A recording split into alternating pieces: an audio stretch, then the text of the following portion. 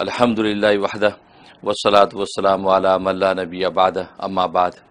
آج ہم بات کریں گے سورہ صاد کے بارے میں۔ سورہ صاد یہ 38ویں سورت ہے تدوینی اعتبار سے جی، اور اس سے پہلے سورہ فاطر، پھر سورہ یاسین، جی، پھر سورہ والصافات، جی، ان کا تذکرہ تھا، اور جی، آج سورہ صاد پر گفتگو ہے انشاءاللہ۔ ماشاءاللہ۔ اور یہ سورت مکی ہے، یعنی ہجرت مدینہ سے پہلے نازل ہوئی، جی، اور اس کی 88 آیتیں ہیں، 88 آیات ہیں، اور اس میں جو ہے وہ صداقت قرآن کا دعویٰ کیا گیا ہے، یعنی قرآن کریم ایک سچی کتاب ہے جی، اور یہ سچا نبی تمہارے پاس لے کر آیا ہے، جی، یہ حقیقت میں واضح کی۔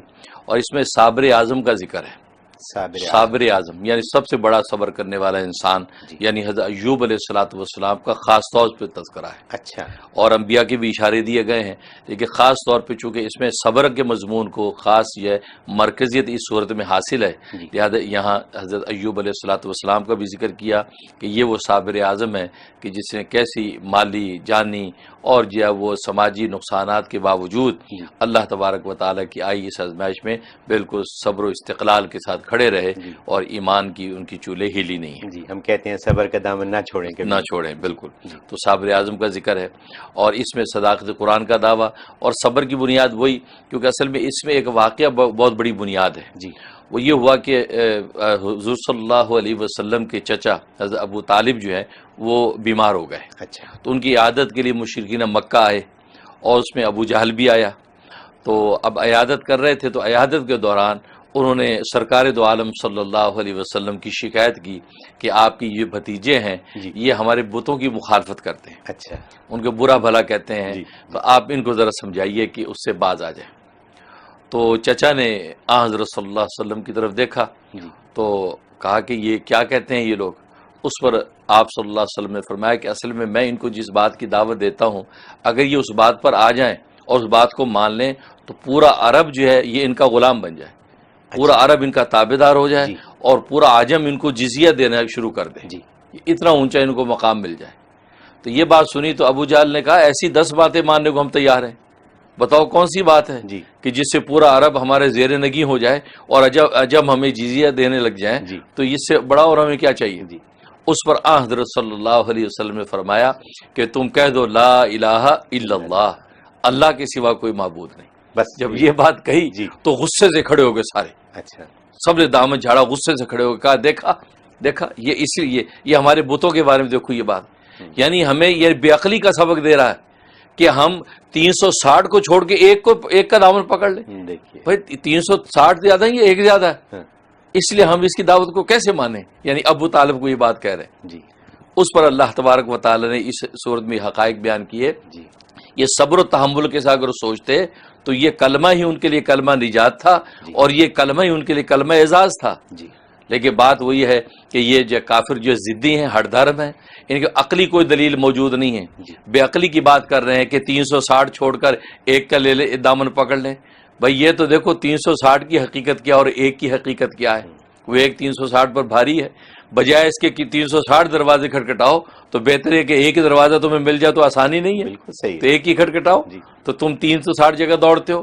تو لیکن فرمایا ہے کہ بل الذین کفروا فی شقاق، فی عزت و شقاق، کہ یہ کافر لوگ جو ہے وہ تکبر میں اور ضد ہٹ درمی کے اندر مبتلا ہیں، جی، تبھی قرآن کی صداقت کا یہ انکار کرتے ہیں۔ اچھا، تو صبر و تحمل بنیاد تھی کہ اگر کفار بھی صبر و تحمل کے ساتھ سوچتے اور اس پر غور کرتے تو وہ اپنی منزل حقیقت کی پا لیتے، اور اسی طریقے سے مومن بھی صبر و تحمل کے ساتھ ایمان کی راہوں پہ جب چلتا ہے جی، تو وہ بھی منزل پا لیتا ہے۔ اور انبیاء کرام علیہ الصلوۃ والسلام پر بھی آزمائشیں آئیں، اور ہر ایک نے پورے صبر و تحمل کے ساتھ قدم بڑھاتے رہے، جی، تو اللہ تبارک و تعالی نے دنیا میں ان کو اعزاز دیا اور آخرت میں ان کو کامیابی ہو گئی۔ واہ، تو تو وہ ہے کہ یہ بنیاد اس کے اندر ذکر کی صبر و تحمل کی صبر و بنیاد تحمل یہاں سے شروع ہوئی، یہاں سے شروع ہوئی۔ اور حضرت ایوب نے حضرت ایوب نے، اور ایوب کا ذکر کیا کہ جی، سب سے بڑا صبر انہوں نے کیا، سب جن سے کی جان کے نقصان ہوئے، مال کے نقصان ہوئے، جی، سماج میں اعزاز کے نقصان ہوئے، اور کوئی نہ رہا، ایک بیوی جو ہے وفادار ساتھ رہ گئی، سب چھوڑ گئے، جی، لیکن انہوں نے اللہ تبارک و تعالیٰ کی توحید کا دامن نہیں چھوڑا، جی، جس کے نتیجے میں اللہ تبارک و تعالیٰ نے ساری نعمتیں دوبارہ لوٹا دی، جی، بلکہ ڈبل کر کے لوٹا دی، جی، اور اس آزمائش سے نکال دیا، جی، اور دنیا کے لیے مثال بنا دیا کہ صبر کا دامن تم تھام کے دیکھو پھر اللہ تبارک و تعالیٰ کوئی دولتیں بھی کیسے تمہیں واپس لوٹاتے ہیں. جی تو یہ حقیقت اس کے اندر واضح کی. جہاں تک فوائد کا تعلق ہے اس کا ایک سب سے بڑا فائدہ یہ ہے کہ جس گھر میں یا کسی فرد کو نظر بہت لگتی ہے جی ہاں یا نظر لگنے کا خطرہ ہے جی ہاں تو یہ سورت 7 مرتبہ پڑھ کے پانی پہ دم کر کے پانی کو گھر میں چھڑک دیا جائے جی. اور وہ جو بچہ یا بڑا جس کو نظر لگنے کا خطرہ اس کے اوپر چھڑک دیا جائے اس کو تھوڑا سا پلا دیا جائے اس کو نظر نہیں لگی. اچھا. نہ جنات کی نظر لگے گی جی. نہ انسان کی نظر لگے گی. اچھا کہتے ہیں نا چھوٹے بچے پیارے ہوتے ہیں اور وہ کسی کی نظر میں آ کے بیماری رہتے ہیں. بالکل بالکل چھوٹے بڑے سب کو لگتی جی ہے ہاں. اور نظریں پھر جنات کی بھی لگتی ہیں. جی. تو سورہ صاد یہ اس کے اندر بڑی طاقت ہے. 7 مرتبہ پڑھ کے پانی گھر میں چھڑکتے 7 رہیں. مرتبہ. 7 مرتبہ 7 ٹائم یہ عمل کر لیں جی. تو کبھی نظر نہیں لگے گی جی. اور اگر لگی بھی ہے تو نظر صاف ہو جاتی ہے. یعنی جس یہ. گھر میں ریل پیل ہو خوشیاں ہوں اچھائیاں ہوں بالکل. وہاں پہ نظر لگنے کی ڈر ہر وقت رہتا ہے. خاص طور تقریبات میں لوگ اکٹھا کرتے ہیں گھروں میں جی ہاں تو لوگ تو خوشی میں شیئر کر رہے ہیں جی. لیکن ہوتا یہ آنے والا کس دل سے آتا ہے ہاں. کس نگاہ سے دیکھتا ہے. جی. جیسے تقریب ختم ہوئی پیچھے آفتیں شروع ہو گئی. جی ہاں. لہٰذا اس سے پہلے یہ سورہ صاد دم کر کے رکھیں. 7 دفعہ اس سورت کو پڑھ کے گھر میں پانی چھڑک دیں. سواد کو پڑھ کے پانی پہ دم کریں اور بالکل. گھر کی دیواروں پہ چھڑک دیں. واہ. اور دوسرا اس میں نفع یہ کہ جی. دشمن ہے ایسا کچھ پیچھے نہیں چھوڑتا جی اور وہ ہر طرح پریشان کرتا ہے. تو 7 دفعہ اسی صورت کی تلاوت کر کے دعا کرتے رہیں. یہ 11 سے 21 دن تک یہ عمل کر لیں. انشاءاللہ جیسا بھی دشمن ہوگا وہ چھٹکارا اس سے ہو جائے گا اور آپ کو کسی قسم کا کوئی نقصان نہیں پہنچا سکے گا. اچھا یہ اس کے اندر خوبی ہے. تو یہ پھر سے فرمائیے ہاں. کیونکہ یہ تو بڑا قیمتی سوال ہے ہمارے لوگوں کے حساب سے. صحیح بات ہے. جی. کیونکہ دشمن ہوتا ہے بعض ایسا دشمن پیچھے پڑ گیا جی. پیچھے نہیں چھوڑتا ہر طرح اذیت دیتا ہے. جی. کوئی ایسا کہتا ہے موقع نہیں چھوڑتا کہ آپ کو تکلیف نہ پہنچائے. جی ہاں. اس سے چھٹکارے کے لیے 7 ٹائم اس کی تلاوت روز کر کے جی. اور اللہ کی حضور درخواست رکھتے ہیں کہ یا اللہ ہماری حفاظت فرما. جی. تو اللہ تبارک و تعالیٰ خصوصی طور پہ جو ہے وہ اپنے نظر کرم اس پہ ایسا کرتا ہے جی. کہ وہ اسے دشمن سے چھٹکارا ہو جاتا 7 دفعہ روز اور کتنے دن؟ ہے. 11 دن سے لے کے 21 دن تک. 11 دن یا تو 11 دن میں کام بن جائے گا ورنہ جی. 21 دن پورا کر لیں 21 دن تو میں جناب وہ جان چھوٹ تو جائے جو گی. پریشانی آپ کی جو ہے وہ ختم ہو جائے گی. ختم ہو جائے بہت گی. یہ بہت بڑا فائدہ. ٹھیک ہے. اور ایک اس کا فائدہ سورہ صاد کا یہ ہے کہ انسان کی کوئی مقصد ہے وہ حاصل کرنا چاہتا ہے جی. اور ایک عرصے سے لگا ہوا ہے کہ مجھے حاصل ہو لیکن وہ حاصل نہیں ہو پاتا. کہیں نہ کہیں جا کے ہرڈلز آ جاتے ہیں رکاوٹیں آ جاتی ہیں. جی. تو سورہ صاد 7 دفعہ ہی پڑھ کے جی. جو اس مہم کے لیے دعا کریں.